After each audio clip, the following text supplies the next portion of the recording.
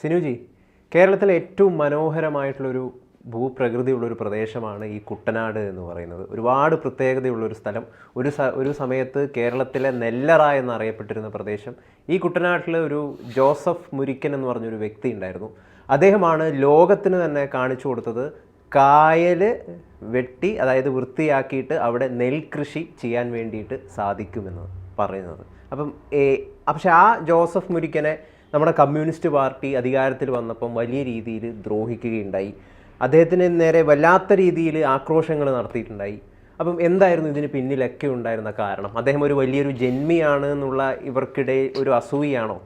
അല്ല, ഈ ലോകത്തിൽ തന്നെ 7ാമത്തെ ഏറ്റവും വലിയ രാജ്യം അതാണ് ഇന്ത്യ. അങ്ങനെയുള്ള ഇന്ത്യയിൽ സമുദ്രനിരപ്പിൽ നിന്ന് 2-3 മീറ്റർ താഴെ വരെ കൃഷി ചെയ്യാമെന്ന് കാണിച്ച വ്യക്തിയാണ് ജോസഫ് മുരിക്കൻ. ഈ ജോസഫ് മുരിക്കൻ കുട്ടനാട്ടുകാരനായിരുന്നു. ശരിക്കും അയാൾ വൈക്കംകാരനാണ്. വൈക്കത്തുനിന്ന് അദ്ദേഹത്തിൻ്റെ അച്ഛൻ ഈ കുട്ടനാട് ഭാഗത്തേക്ക് വരികയും കൃഷി ചെയ്യാൻ പറ്റിയ സ്ഥലമൊക്കെ നോക്കി നടക്കുകയായിരുന്നു. അങ്ങനെയാണ് ഇവർ കുട്ടനാട്ടിലെത്തിയത്. അപ്പോൾ പമ്പ, അതുപോലെ മണിമല, മീനച്ചിൽ, അതുപോലെ അച്ചൻകോവിൽ, ഇങ്ങനെ 4 ആറുകളുണ്ട്. ഈ 4 ആറുകൾ കൂടി ഒഴുകിയെത്തുന്നത് കുട്ടനാട്ടിലാണ്. അതുകൊണ്ടാണ് ഈ മഴക്കാലമൊക്കെ വരുമ്പോൾ നമ്മൾ കേട്ടില്ലേ, കുട്ടനാട്ടിൽ ഭയങ്കര വെള്ളപ്പൊക്കമാണ്, മട വീണു എന്ന് പറയുന്ന നെൽകൃഷിയെല്ലാം നശിച്ചു. അപ്പോൾ അങ്ങനെയുള്ള കുട്ടനാട്ടിൽ ജനിച്ചു വളർന്ന ഈ ജോസഫ് മുരിക്കൻ അത് ലോകത്തിന് തന്നെ മാതൃകയാണ്. അപ്പോൾ കായൽ വെള്ളം വറ്റിച്ചിട്ട് അവിടെ നെൽകൃഷി ഇറക്കി. ലോകത്ത് ഹോളണ്ട് മാത്രമേ ഇങ്ങനെ ചെയ്തിട്ടുള്ളൂ. അപ്പോൾ അത്രയും വലിയ ഒരു മാതൃകാപരമായ പ്രവർത്തനമാണ് ജോസഫ് മുരിക്കൻ ചെയ്തത്. ഈ ജോസഫ് മുരിക്കൻ മരിച്ച് 1974 ഡിസംബർ 9. ഇദ്ദേഹം ഈ കൃഷി ചെയ്യാൻ ആരംഭിച്ചത് എപ്പോഴാണ്? അതാ പറഞ്ഞിരുന്നത്. അപ്പോൾ 1974 ഡിസംബർ 9 എന്ന് പറയുമ്പോൾ ഇന്ന് ഡിസംബർ 9, അതായത് അദ്ദേഹം മരിച്ചിട്ട് 50 വർഷം തികയാണ്. അപ്പം ഈ കടൽ പോലെ വിശാലമായ വേമ്പനാട്ട് കായലിൽ നിന്ന് കൃഷിഭൂമി ഉയർത്തിക്കൊണ്ട് വന്നിട്ട് നെൽകൃഷി നടത്താം എന്നുള്ള ഒരു സാഹസിക സംരംഭമാണ് ഇദ്ദേഹം കാഴ്ചവെച്ചത്. അതായത് 1940കളിൽ 2ാം ലോക മഹായുദ്ധത്തിന് ശേഷം ലോകമെങ്ങും ഭക്ഷ്യക്ഷാമമുണ്ടായി. നമ്മുടെ നാട്ടിലും വലിയ ഭക്ഷ്യക്ഷാമമുണ്ടായി. നമ്മൾ ഏതാണ്ട് 1900 മുതൽ തന്നെ ചോറുണ്ട് വളരുന്ന ആൾക്കാർ അല്ലേ? കേരളത്തിൻ്റെ ഒരു പ്രധാന ഭക്ഷണം ചോറാണ്. പക്ഷേ ഈ ഭക്ഷ്യക്ഷാമം രൂക്ഷമായപ്പം ബജ്ര, അതുപോലെ തന്നെ കപ്പ, പുഴുങ്ങിയ കപ്പ, ഉണക്കക്കപ്പ എന്നൊക്കെ പറഞ്ഞില്ലേ, അതൊക്കെ കഴിച്ചിട്ടാണ് നമ്മുടെ ജനങ്ങൾ ജീവിച്ചത്. എന്ന് പറഞ്ഞാൽ നമ്മുടെ ജനങ്ങൾ വളരെ കഷ്ടപ്പെട്ട് വളരെ പട്ടിണിയിലായിരുന്നു. ഈ സമയത്ത് നാട് ഭരിച്ചിരുന്നത് തിരുവിതാംകൂർ രാജവംശമാണ്. അപ്പോൾ തിരുവിതാംകൂറിലെ രാജാവായ ശ്രീ ചിത്തിര തിരുനാൾ മഹാരാജാവ് ഇങ്ങനെ പല സ്ഥലങ്ങളിലും ഒക്കെ സന്ദർശനം നടത്തുകയും എന്നിട്ട് ഈ കർഷകരായ ആളുകളോടൊക്കെ പറയുന്നുണ്ട്, നിങ്ങൾ പരമാവധി നിലങ്ങളിൽ കൃഷി ഇറക്കാൻ തയ്യാറാകണം, അതിന് വേണ്ടുന്ന എന്ത് സഹായം വേണമെങ്കിലും സർക്കാരിൻ്റെ ഭാഗത്തുനിന്ന് ചെയ്തു തരാമെന്നൊക്കെ പറയുന്നു. അങ്ങനെ കായൽ ഉൾപ്പെടെ ആഴമുള്ള ഭാഗങ്ങളിലും കൃഷി ചെയ്യാമെന്നും അങ്ങനെ കൃഷി ചെയ്യാൻ വേണ്ടി സ്ഥലം ഏറ്റെടുത്ത് നിങ്ങൾ മുന്നിട്ടിറങ്ങിയാൽ നിങ്ങളെ നികുതിയിൽ നിന്ന് ഒഴിവാക്കുമെന്നും ഈ മഹാരാജാവ് പറഞ്ഞു. അപ്പോൾ ഇത് കേട്ടുകൊണ്ട് ഈ പറയുന്ന ജോസഫ് മുരിക്കൻ രാജാവിനെ ചെന്ന് കാണുന്നു. എന്നിട്ട് ഏതാണ്ട് 3000 ഏക്കറോളം മേടിക്കാനുള്ള ഒരു അനുമതി നേടുന്നു. അപ്പം പറയുന്നു, ഞാൻ ഇങ്ങനെ ഒരു സംരംഭത്തിന് ഇറങ്ങിത്തിരിക്കുകയാണ്. അപ്പോൾ ഈ മുരിക്കനും അടുത്തുള്ള 10 കുടുംബങ്ങളും നേരത്തെ തന്നെ കായലിലെ കുറച്ച് വെള്ളമൊക്കെ പറ്റിച്ച് ചെറിയ കൃഷിയൊക്കെ നടത്തിയിരുന്നു. പക്ഷേ ഇവിടെ അങ്ങനെയല്ല, ഇവിടെ വൻതോതിൽ കൃഷി നടത്തണം. എന്നിട്ട് രാജാവിന് ഉറപ്പ് നൽകുകയും ഞാനും എൻ്റെ ആൾക്കാരും, അതായത് തൊഴിലാളികളെല്ലാം കൂടെ ചേർന്ന് ഈ തിരുവിതാംകൂറിലെ ജനങ്ങളുടെ പട്ടിണി പൂർണ്ണമായും മാറ്റും, ആ രീതിയിൽ ഞാൻ നെല്ല് ഉൽപ്പാദിപ്പിക്കുന്നുണ്ട്. ഭയങ്കര കോൺഫിഡൻസ് ഉണ്ടെങ്കിലേ അങ്ങനെ പറയാൻ പറ്റുള്ളൂ. അങ്ങനെ മുരിക്കനും അദ്ദേഹത്തിൻ്റെ ഭാവനാശേഷി, അതുപോലെ തന്നെ നേതൃഗുണം, തൊഴിലാളികളുടെ അധ്വാനം എല്ലാം കൂടിച്ചേർന്നപ്പോൾ കായൽ വറ്റിച്ചുകൊണ്ട് അവിടെ നെൽകൃഷി ആരംഭിച്ചു. അപ്പോൾ ഈ കായൽ വറ്റിക്കാൻ എന്താ ചെയ്തതെന്ന് വെച്ചാൽ തെങ്ങിൻ കുറ്റി കൊണ്ടുവന്നിട്ട് അവിടെ സ്ഥാപിച്ച് അടിച്ച് മുളയുണ്ടല്ലോ അത് ചതച്ചിട്ട് വെച്ച് നിരത്തി കെട്ടി എന്നിട്ട് അവിടെ വരമ്പ് പിടിച്ചു. വരമ്പ് എന്നൊക്കെ അറിയാമല്ലോ, പാടത്തിൽ നടക്കണേ. ആ വരമ്പ് പിടിച്ചിട്ട് 2 ഭാഗത്തും വരമ്പ് പിടിക്കും. എന്നിട്ട് ഈ നടുക്ക് കായലിലെ വെള്ളമാണ്. ഈ കായലിലെ വെള്ളം വറ്റിച്ച് ഇപ്പുറത്തോട്ട് കളയും. ഈ കളയെന്ന് പറഞ്ഞാൽ ചക്രം ചവിട്ടിയ കണ്ടിട്ടുണ്ടോ? പഴയ പോലെ ഒരു 4 ഇല 8 ഇല 16 ഇല അങ്ങനെയുള്ള ഇല ചക്രം ചവിട്ടും. ഈ ചക്രം ചവിട്ടി വെള്ളം പുറത്ത് കളയും. അത് കഴിയുമ്പോഴത്തേക്ക് കുറച്ച് കഴിയുമ്പോൾ കൊടുക്കും ഈ മട വീഴും എന്നുള്ള ഈ വരമ്പ് പൊട്ടും, വെള്ളം വീണ്ടും അകത്ത് കയറും, വീണ്ടും ഇത് പുറത്ത് കളയും. അങ്ങനെയൊക്കെ ചെയ്തുകൊണ്ടിരുന്നപ്പോഴത്തേക്ക് പതുക്കെ ഈ കരി ഉപയോഗിച്ച് പ്രവർത്തിക്കാവുന്ന എഞ്ചിൻ മോട്ടർ കിട്ടി. അതായത് മോട്ടർ വെച്ച് വെള്ളം വറ്റിക്കാൻ നമ്മൾ പറയത്തില്ലേ, അതിൻ്റെ ആദ്യ രൂപം. അങ്ങനെ കുറച്ച് വെള്ളം വറ്റിച്ചു. അത് കഴിഞ്ഞിട്ട് പിന്നെ ഓയിൽ ഉപയോഗിച്ച് വരുന്ന ജനറേറ്റർ പോലെയുള്ള മോട്ടർ വന്നു, അങ്ങനെ വറ്റിച്ചു. പക്ഷേ എന്നിട്ടൊന്നും ഇത് പൂർണ്ണമായിട്ട് അങ്ങോട്ട് ശരിയാകുന്നില്ല. ഏതാണ്ട് 400 ഏക്കറോളമാണ് ആദ്യഘട്ടത്തിൽ ഏറ്റെടുത്തത്. അങ്ങനെ ചെയ്തുകൊണ്ടിരുന്നപ്പോഴാണ് ഇവർക്ക് മനസ്സിലായത് ഇത് കുറച്ചുകൂടി ബലമുള്ള എന്തെങ്കിലും സാധനം വെച്ച് ഈ വരമ്പ് കെട്ടണം, അതായത് എങ്കിൽ മാത്രമേ ഈ 4 വശത്തുനിന്നും വെള്ളം കയറാതിരിക്കുള്ളൂ. അങ്ങനെ നോക്കിയപ്പോൾ കോട്ടയം ജില്ലയിലെ പള്ളം എന്ന് പറയുന്ന സ്ഥലത്ത് കുറച്ച് സ്ഥലം വാങ്ങി അവിടെ നിന്ന് പാറ പൊട്ടിച്ചുകൊണ്ട് വന്നു. ഈ പാറ കൊണ്ടുവരണമെങ്കിൽ അന്ന് വാഹനങ്ങളില്ല, ഗതാഗത മാർഗ്ഗങ്ങളില്ല, ആകെയുള്ളത് ജലഗതാഗതമാണ്. അങ്ങനെ വള്ളത്തിൽ പാറ കൊണ്ടുവന്ന് കെട്ടിയാണ് ഈ കായലിൽ ആദ്യമായിട്ട് കൃഷി ഇറക്കുന്നത്. 400 ഏക്കറിലാണ് ആദ്യമായിട്ട് കൃഷി ഇറക്കാനായിട്ട് പോകുന്നത്. 1940 തുടങ്ങിയ സംരംഭം 41 ആയപ്പോഴത്തേക്ക് കൃഷി ഇറക്കുന്നു. ഈ കൃഷി ഇറക്കുന്ന കാര്യമൊക്കെ അറിഞ്ഞിട്ട് മഹാരാജാവിനെ അറിയിച്ചു. അങ്ങനെ ശ്രീ ചിത്തിര തിരുനാൾ വരുന്നു. അപ്പോൾ ചിത്തിര തിരുനാളിൻ്റെ അനുഗ്രഹത്തോടെ കൃഷി ഇറക്കി. ആ കായൽ ഭാഗത്തെ ചിത്തിര എന്ന് പേരിട്ടു. അപ്പോൾ ഒന്ന് ആലോചിക്കുക, ആ രാജാവ് കൊടുത്ത ഒരു പിന്തുണയാണ്. 4 വർഷം കഴിഞ്ഞപ്പോൾ വേറെ ഒരു 500 ഏക്കറോടെ ഇതുപോലെ തന്നെ ഈ ജോസഫ് മുരിക്കൻ്റെ നേതൃത്വത്തിൽ അദ്ദേഹം തൊഴിലാളികളെ കൊണ്ട് പണിയെടുപ്പിക്കുന്നു. എന്നിട്ട് അവിടവും വൃത്തിയാക്കി. അന്ന് മാർത്താണ്ഡവർമ്മ മഹാരാജാവിൻ്റെ ഓർമ്മയ്ക്കായിട്ട് അങ്ങനെ വറ്റിച്ചെടുത്ത സ്ഥലത്തിന് മാർത്താണ്ഡം എന്ന് പേരിട്ടു. അത് കഴിഞ്ഞ് പിന്നീട് 5-10 വർഷം കഴിഞ്ഞപ്പോൾ വീണ്ടും ഒരു 600 ഏക്കർ അങ്ങനെ വെള്ളമൊക്കെ കളഞ്ഞ് ഒരു കൃഷിക്കായിട്ട് തയ്യാറാക്കി. അതിന് അന്നത്തെ അമ്മ മഹാറാണി നേരിട്ടെത്തി ഇവിടെ നെല്ല് വിതച്ചു. അതുകൊണ്ട് ആ സ്ഥലത്തിനെ റാണി എന്നറിയപ്പെടുന്നു. ഇന്നും ആ മേഖല റാണി, ചിത്തിര, മാർത്താണ്ഡം എന്നറിയപ്പെടുന്നു. അപ്പോൾ ഈ മേഖലയിലൊക്കെ വലിയ തോതിൽ കൃഷി ആരംഭിച്ചതോടുകൂടി പല ജില്ലകളിൽ നിന്ന് ആൾക്കാർ വന്നു. കാരണം എന്താ പറയുക, ഭക്ഷ്യക്ഷാമം രൂക്ഷമായതോടെ ജീവിക്കാൻ നിവൃത്തിയില്ല, എന്ത് പണിയും ചെയ്യും. അങ്ങനെ കുറേ പേര് വന്ന് നെല്ല് വിതയ്ക്കാനായിട്ട് വരുന്നു. അതുപോലെ തന്നെ ഈ നെല്ലിന് വേണ്ട വെള്ളം വറ്റിക്കാനായിട്ട്, വരമ്പുണ്ടാക്കാൻ, ബണ്ടുണ്ടാക്കാൻ, ഇതൊക്കെ വരുന്നു. അങ്ങനെ 500 പേരുമായിട്ട് തുടങ്ങിയ ജോലി ഏതാണ്ട് 3000 പേരിലേക്ക് എത്തുന്നു. ഈ 3000 പേർക്കുള്ള ഭക്ഷണം കൊടുക്കുന്നതും ഈ ജോസഫ് മുരിക്കനാണ്. അദ്ദേഹത്തിൻ്റെ കീഴിലുള്ള R ബ്ലോക്ക് എന്ന് പറഞ്ഞൊരു സ്ഥലമുണ്ട്, വെള്ളത്തിൻ്റെ നടുക്കുള്ള ഒരു കരപ്രദേശം, ദ്വീപ് എന്നൊക്കെ പറയാവുന്നത്. അവിടെ ഭക്ഷണം വെച്ചിട്ട് ഇവർക്ക് കൊണ്ടു കൊടുക്കും, തൊഴിലാളികൾക്ക്. എന്നിട്ട് ആഴ്ചയിൽ ഒരു ദിവസം ഇവർക്ക് ശമ്പളം കൊടുക്കും. അത് ചിലപ്പം നെല്ലായിട്ടായിരിക്കും, ചിലപ്പം പൈസയായിട്ടായിരിക്കും. അതെല്ലാം ഇയാൾ കൊടുത്തു. അപ്പോൾ ഈ 3000 ഏക്കറിൽ കൃഷി ചെയ്ത് വലിയ തോതിൽ അങ്ങ് വിജയമായി. അങ്ങനെ തിരുവിതാംകൂർ രാജാവിന് നൽകിയ വാക്ക് ഈ മുരിക്കൻ പാലിച്ചു. അങ്ങനെ നെല്ല് കൃത്യമായിട്ട് വള്ളത്തിലേക്കാണല്ലോ കൊണ്ടുവന്നത്. അപ്പോൾ ഈ നെല്ല് വള്ളത്തെ കൊണ്ടുവന്നൊക്കെ ആ നാട്ടിലൊരു വലിയ ഉത്സവം പോലെ.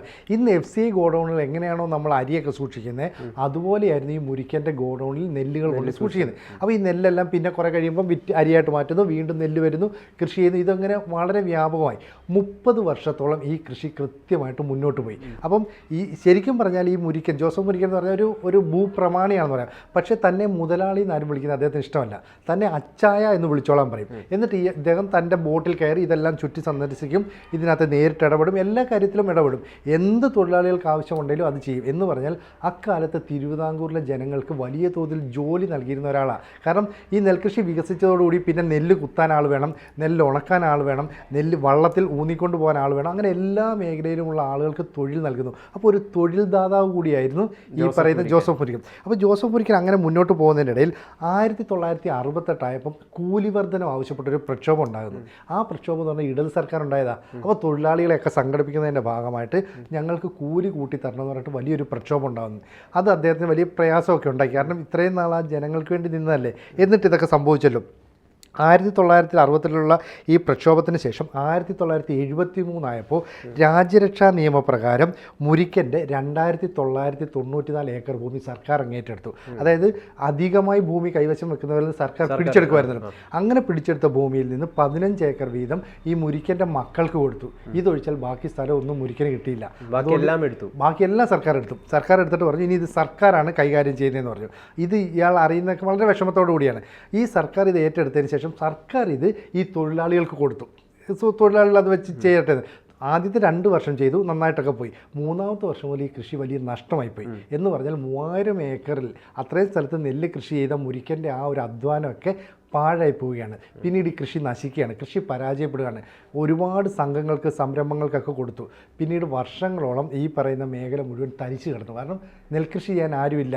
കാരണം ഈ മുരിക്കൻ എന്ന് പറയുന്ന അധ്വാനിക്കാൻ മനസ്സുള്ളൊരു മനുഷ്യനാണ്. അദ്ദേഹത്തിൻ്റെ കൂടെ അർപ്പണബോധമുള്ള കർഷകരുണ്ടായിരുന്നു, കർഷക തൊഴിലാളികളുണ്ടായിരുന്നു. പക്ഷേ പിന്നീട് കാലം മാറിയപ്പോൾ കൊടി പിടിക്കാനും സമരം ചെയ്യാനുമായി പോയ ആൾക്കാർ ഇതിനു വേണ്ടി പരിശ്രമിച്ചില്ല. അങ്ങനെ ആ കൃഷി ഏതാണ്ട് വലിയ തോതിൽ നശിച്ചു, അല്ലെങ്കിൽ പിഴച്ചുപോയി എന്ന് പറയാം. അങ്ങനെ ഇരിക്കുമ്പോഴാണ് 10 വർഷം മുമ്പ് വീണ്ടും ജില്ലാ ഭരണകൂടം ഈ കാര്യത്തിലൊക്കെ ഇടപെടുകയും എന്നിട്ട് ഈ സ്ഥലം വീണ്ടും പാട്ടത്തിന് കൊടുക്കാൻ തുടങ്ങി. അപ്പം വീണ്ടും പാട്ടത്തിനൊക്കെ എടുത്ത് ഇത് കൃഷി ചെയ്യാനൊക്കെ ആരംഭിച്ചു. ഇതിനിടയിൽ എന്ത് സംഭവിച്ചു പറഞ്ഞാൽ മെൻ്റലി ഒരുപാട് തകർന്ന ഈ പറയുന്ന ജോസഫ് മുരിക്കൻ ആശുപത്രിയിലായി. വയ്യാതെ പുള്ളി ആകെ തകർന്നു പോയി. അങ്ങനെ ആശുപത്രിയിലായി. ആശുപത്രി കിടക്കുമ്പോഴാണ് ഇതൊക്കെ അറിയുന്നത്. തൻ്റെ സ്ഥലമൊക്കെ പിടിച്ചെടുത്തു, തനിക്കൊന്നും ഇല്ലാതായി പോകുന്നു എന്നൊക്കെ അറിഞ്ഞ്. എന്നിട്ടും തൻ്റെ ബോട്ടിൽ ചുറ്റിക്കറങ്ങി താൻ കൃഷി ചെയ്ത സ്ഥലവും തൻ്റെ മേഖലയൊക്കെ പോയി കണ്ടു, ഒരു ആഗ്രഹം എന്ന നിലയിൽ. മാത്രമല്ല ഇദ്ദേഹം ഈ ചിത്തിര എന്ന് പറയുന്ന കായൽ കുത്തിയെടുത്ത സ്ഥലമുണ്ട്, നികത്തിയെടുത്ത സ്ഥലം. അവിടെ ഒരു പള്ളി പണിതിരുന്നു. ഇതുൾപ്പെടെ 8ഓളം പള്ളികളാണ് ആ സഭയ്ക്ക് വേണ്ടിയിട്ട് ഇയാൾ പണിത് കൊടുത്തത്. ആ പള്ളിയിൽ തൻ്റെ മൃതദേഹം അടക്കം ചെയ്യണം, ഇതായിരുന്നു ആഗ്രഹം. പക്ഷേ ഇവിടെ ഇങ്ങനെ സ്ഥലമൊക്കെ കയ്യേറിയതോടുകൂടി ഈ മുരിക്കനും കുടുംബവും പതുക്കെ തിരുവനന്തപുരത്തേക്ക് താമസം മാറുന്നു. തിരുവനന്തപുരത്ത് മെഡിക്കൽ കോളേജിൽ വെച്ചാണ് 1974 അസുഖം കൂടുതലാവുന്നു, മെഡിക്കൽ കോളേജിലേക്ക് കൊണ്ടുവന്നു. അവിടെ വെച്ചാണ് ഈ മുരിക്കൻ മരണം. അപ്പോൾ ഇദ്ദേഹത്തിൻ്റെ ആഗ്രഹം തൻ്റെ മൃതദേഹം ഏതാണ്ട് 70 വയസ്സോളം ഉണ്ടായിരുന്നു തോന്നുന്നു. അപ്പം 70 അതിന് മുകളിലുണ്ടോ എനിക്കറിയില്ല. അപ്പോൾ എന്തായാലും മരണപ്പെട്ടു. അതോടുകൂടി ഇദ്ദേഹത്തിൻ്റെ മൃതദേഹം ഈ തിരുവനന്തപുരത്തെ പട്ടത്തുള്ള സെൻറ്റ് മേരീസ് പള്ളിയിലാണ് അടക്കം ചെയ്യുന്നത്. അപ്പോൾ അദ്ദേഹത്തിൻ്റെ അന്ത്യനിദ്ര എന്ന് പറയുന്നത് താൻ തന്നെ നികത്തിയെടുത്ത ചിത്രക്കായൽ വേണമെന്നാണ് പറഞ്ഞിരുന്നത്. അതൊന്നും നടന്നില്ല. അതിനു മുമ്പ് ഇദ്ദേഹം ചെയ്ത പ്രവൃത്തികളൊക്കെ വെച്ചിട്ട് 18 വർഷത്തോളം അദ്ദേഹം അവിടുത്തെ പഞ്ചായത്ത് പ്രസിഡൻ്റായിട്ട് സേവനം അനുഷ്ഠിച്ചു. അപ്പോൾ ജനങ്ങളുടെയൊക്കെ കണ്ണിലുണ്ണി ആയിരുന്നെങ്കിലും പിന്നീട് വന്ന ഇടത് സർക്കാർ ഏതോ കുറച്ച് നേതാക്കൾ ചേർന്ന് ഇദ്ദേഹത്തെ ബൂർഷ എന്ന് മുദ്ര കുത്തി. അപ്പോൾ അത്രയും നാൾ അദ്ദേഹം ജനങ്ങൾക്ക് വേണ്ടി നിന്നു, ജനങ്ങൾക്ക് പട്ടിണി അകറ്റാൻ വേണ്ടി നെല്ല് കുത്തി, ലോകത്തിന് തന്നെ മാതൃകയാകാവുന്ന തന്നെ മുതലാളി എന്ന് വിളിക്കാൻ ആരും വരരുത് എന്ന് ആഗ്രഹിക്കുന്ന ഒരാളായിരുന്നു. അതെ അതെ, എന്നിട്ടാണ് എന്നെ അച്ചായെന്ന് വിളിക്കാറുള്ളത്. എന്നിട്ട് ഈ പ്രവൃത്തി ചെയ്ത് അറിഞ്ഞിട്ട് അന്നത്തെ പ്രധാനമന്ത്രി ജവഹർലാൽ നെഹ്റു മകൾ ഇന്ദിരാഗാന്ധിയുമായിട്ട് ഈ കുട്ടനാട്ടിൽ വരികയും ഈ സമുദ്രനിരപ്പിൽ താഴെ കൃഷി ചെയ്യുന്ന ഒരു വലിയ അത്ഭുതമല്ലേ, അത് വന്ന് കാണുകയും ചെയ്തു. അപ്പോൾ എങ്ങനെയാണ് ചെളിയും കട്ടയൊക്കെ വെച്ച് വരമ്പുണ്ടാക്കി അതിനുള്ളിൽ ഈ വെള്ളം വറ്റിച്ചതിന് ശേഷം നെൽകൃഷി ചെയ്യുന്നത്, ഇതൊക്കെ നേരിട്ട് കണ്ടു. ഇതിനുശേഷം കാലങ്ങൾക്ക് ശേഷം ബ്രിട്ടനിൽ നിന്ന് ഒരു സംഘം ഇവിടെ പഠിക്കാനായിട്ട് എത്തിയപ്പോഴാണ് ഈ ജോസഫ് മുരിക്കൻ അന്നത്തെ കാലത്ത് ഏതാണ്ട് 1940-കളിലാണ് ആ പ്രവൃത്തിയൊക്കെ ചെയ്ത ഒരാൾ, ഇത്രയും ഒരു വീക്ഷണ ബുദ്ധിയൊക്കെ ഉള്ള ഒരാൾ, അങ്ങനെ ഒരാൾക്ക് വേണ്ട രീതിയിലുള്ള ഒരു പരിഗണന. അത് ഈ ബ്രിട്ടീഷുകാർ വന്നിട്ട് പറയുകയാണ്, ഞങ്ങളുടെ നാട്ടിലായിരുന്നെങ്കിൽ ഇദ്ദേഹത്തിൻ്റെ എത്രയോ പ്രതിമ ഞങ്ങൾ നാടിൻ്റെ നാനാഭാഗത്ത് വെച്ചേനെ, അങ്ങനെ ഒരാളെ നിങ്ങൾ എന്താണ് ബഹുമാനിക്കാത്തത്, അർഹിക്കുന്ന ഒരു പരിഗണന നൽകാത്തത്. കൃഷിയിലൊക്കെ വരാൻ താല്പര്യമുള്ള ഏതൊരാളും ശരിക്കും മാതൃകയാക്കേണ്ട ഒരാൾ തന്നെയാണ്. തീർച്ചയായിട്ടും അങ്ങനെ മാതൃകയാക്കേണ്ട ഒരാളാണ്. കാരണം ആദ്യമായിട്ട് ഇദ്ദേഹം വിത്ത് വിതയ്ക്കാൻ എത്തുന്ന സമയത്ത് തന്നെ രാജകുടുംബാംഗങ്ങൾ എത്തുകയാണ്. രാജകുടുംബാംഗങ്ങൾ എത്തുന്നതിൻ്റെ സ്മരണയ്ക്കായിട്ടാണ് ഇദ്ദേഹം പാടങ്ങൾക്ക് റാണി, ചിത്തിര, മാർത്താണ്ഡം എന്നൊക്കെ പേരിട്ടത്. അപ്പം ഇദ്ദേഹത്തിൻ്റെ കമ്മിറ്റ്മെൻറ്റ് ആ രാജ്യത്തോടും ആ രാജവംശത്തോടുമായിരുന്നു. എന്നിട്ടാണ് പിന്നീട് വന്ന സർക്കാരുകൾ അല്ലെങ്കിൽ ഈ ബൂർഷ്വാസി എന്നുള്ള മുദ്രാവാക്യവുമായി ഇടതു മുന്നണിയിലെ കുറച്ച് പ്രവർത്തകരൊക്കെ വന്നത്. എന്തായാലും അത് ശരിയായില്ല എന്നാണ് പിന്നീട് വന്നവർ പറയുന്നത്. അപ്പോൾ റബ്ബറും തെങ്ങും ഒക്കെ നടന്നതിനപ്പുറത്തേക്ക് നെല്ലും വാണിജ്യാടിസ്ഥാനത്തിൽ കൃഷി ചെയ്യാമെന്ന് ലോകത്തിന് കാണിച്ചു കൊടുത്ത വ്യക്തിയാണ്. മാത്രവുമല്ല ഇദ്ദേഹം വൈവിധ്യമാർന്ന ഒരുപാട് കൃഷികൾ ചെയ്തു. അവിടെ വാഴയും പച്ചക്കറിയും അടക്കം വ്യാപകമായി കൃഷി ചെയ്തു. അപ്പം തിരുവിതാംകൂറിലെ ജനങ്ങൾ മുഴുവൻ ഭക്ഷ്യക്ഷാമത്തിൽ ബുദ്ധിമുട്ടിയപ്പോൾ അവരെ സഹായിക്കാനായിട്ട് രാജകുടുംബത്തിൻ്റെ ആവശ്യപ്രകാരം രംഗത്തിറങ്ങിയ വ്യക്തിയായിരുന്നു ജോസഫ് മുരിക്കൻ. ആ മുരിക്കൻ ഇന്ന് മരിച്ചിട്ട് 50 വർഷം തികയാണ്. പക്ഷെ ഇപ്പോഴും നമ്മുടെ രീതിയിലുള്ള ഒരു പരിഗണന മുരിക്കന് കൊടുത്തിട്ട് അതൊരു വലിയ കഷ്ടമല്ലേ അല്ലേ? ലോകത്ത് തന്നെ ഒരു മാതൃകയാക്കാവുന്ന പ്രവൃത്തികളൊക്കെ ചെയ്താണ്. അപ്പം അരിയുടെ ഭക്ഷണം കഴിച്ച് ശീലിച്ച മലയാളികൾക്ക് വീണ്ടും അരിയിലൂടെ ഭക്ഷണം കഴിച്ച് ശീലിച്ച മലയാളി ഒരിക്കലും മറക്കരുത് ആരാണ് മുരിക്കനെന്ന്. നമുക്കിപ്പോഴും അറിയില്ല എത്ര പേർക്ക് ഇദ്ദേഹത്തിന്റെ ഈ കഥ അറിയാവുന്നല്ലേ. അത് വളരെ ഭംഗിയായിട്ട് നമുക്ക് പറഞ്ഞു. ഗൗതം നേരത്തെ പറഞ്ഞ പോലെ കേരളത്തിന്റെ നെല്ലറയായിരുന്നു അല്ലെ കുട്ടനാട്. പിന്നീട് അത് കാലം മാറി. അപ്പോൾ ഒന്ന് ആലോചിച്ച് നോക്കി, ആ കുട്ടനാട് ഇപ്പൊ എന്താ അവസ്ഥ അല്ലെ? അപ്പം ഇങ്ങനെയുള്ള ആളുകളെ കൃഷി തന്നെ നമ്മുടെ നാട്ടിൽ നിന്ന് വലിയ രീതിയിൽ ഇല്ലാതായി പോയി, അപ്രത്യക്ഷമായിക്കൊണ്ടിരിക്കുന്നു. എന്തായാലും ഈ പറയുന്ന ജോസഫ് മുരിക്കനെയൊക്കെ ഇനിയെങ്കിലും അല്ലെ നമ്മളെന്തെങ്കിലും സർക്കാർ ഈ ഇവിടെ ഭരിക്കുന്ന ഇടത് സർക്കാർ ഒരു പരിഗണന നൽകുക. മുരിക്കനോട് ചെയ്ത പല തെറ്റുകൾക്കും ഒരു പ്രായച്ചിത്തമായിരിക്കും അത് എന്ന് പറയുന്നത്. എന്തായാലും കുട്ടനാട് ലോകത്തിന് മുന്നിൽ വലിയൊരു മാതൃക. ജോസഫ് മുരിക്കന് ഓർമ്മപ്പൂക്കൾ.